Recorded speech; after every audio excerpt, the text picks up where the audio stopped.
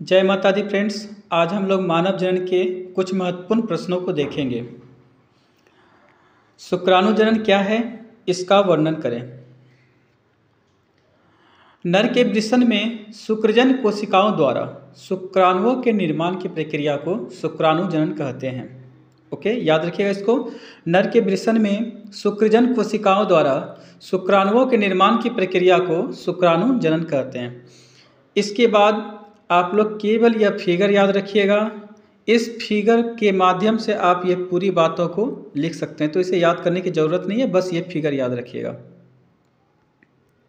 तो देखते हैं शुक्रजन कोशिका। सबसे पहले शुक्रजन कोशिका का समसूत्री विभाजन होगा। समसूत्री विभाजन के फलस्वरूप बहुत सारे प्राथमिक शुक्राणु कोशिका का निर्माण होता है। बहुत सारे प्राथमिक शुक्राणु कोशिका का निर्माण होता है। हम लोग एक प्राथमिक शुक्राणु कोशिका को लेकर चलते हैं। तो प्राथमिक शुक्राणु कोशिका का निर्माण हुआ, इसके बाद इसमें अर्धसूत्री विभाजन प्रथम होता है।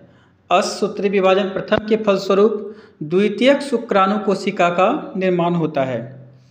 द्वितीयक शुक्राणु कोशिका में पुनः अर्धसूत्री विभाजन द्वितीय होता है, जिसके कारण शुक्राणु पूर्व का निर्माण होता है और शुक्राणु पूर्व विकसित होकर शुक्राणु में परिवर्तित हो जाता है। इस प्रकार हम लोग देखते हैं कि शुक्राणु जनन में एक शुक्राणु कोशिका से एक प्राथमिक शुक्राणु कोशिका से 4 शुक्राणुओं का निर्माण होता है। 4 शुक्राणुओं का निर्माण होता है। चलिए हम लोग अगला क्वेश्चन देखते हैं। अंडजनन क्या है, इसका वर्णन करें। मादा के अंडाशय में परिपक्व अंडे के निर्माण की प्रक्रिया को अंडजनन कहते हैं। यह प्रक्रिया बहुत लंबे समय तक चलती है।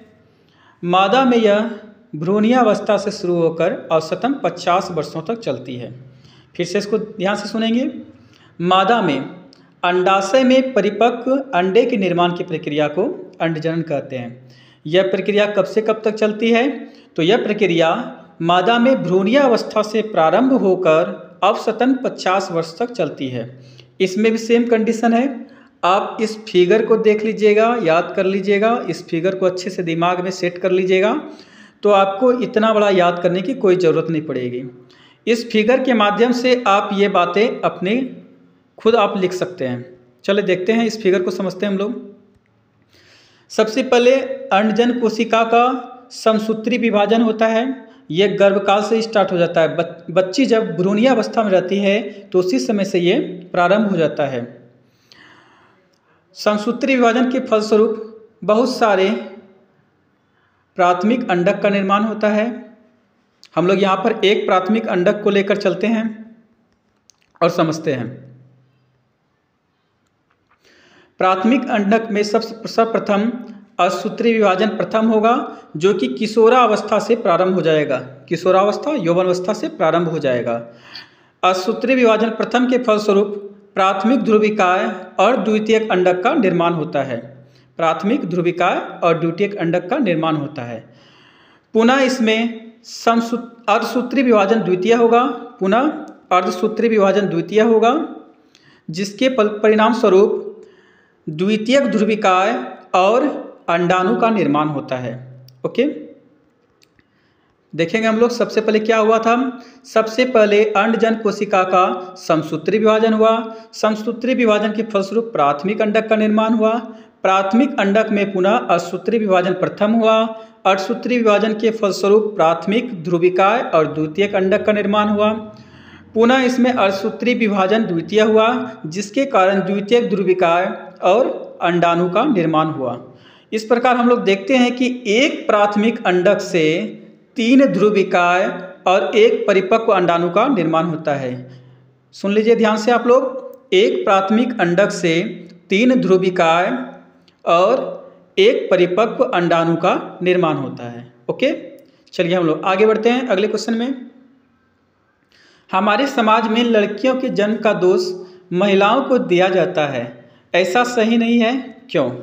चलिए, यह महत्वपूर्ण क्वेश्चन है और हमारे समाज को लेकर भी है, तो इसको आप लोग ध्यान से समझिएगा।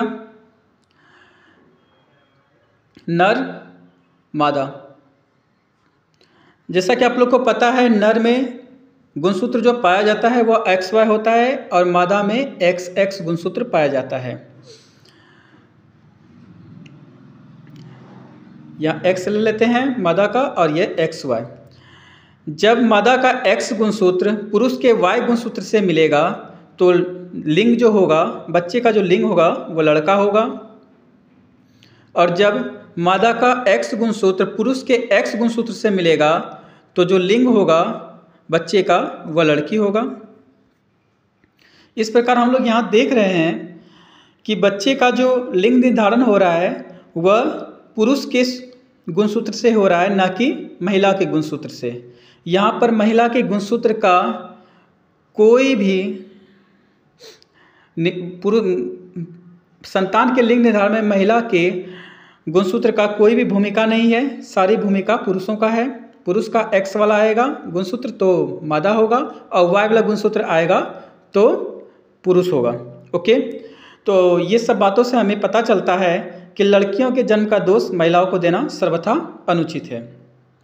ओके फ्रेंड्स, तो देख लीजिएगा आप लोग ये तीनों प्रश्न को और 2-3 बार इसको अच्छे से वीडियो देख लीजिएगा और इसको समझ लीजिएगा। ओके, धन्यवाद। जय माता दी।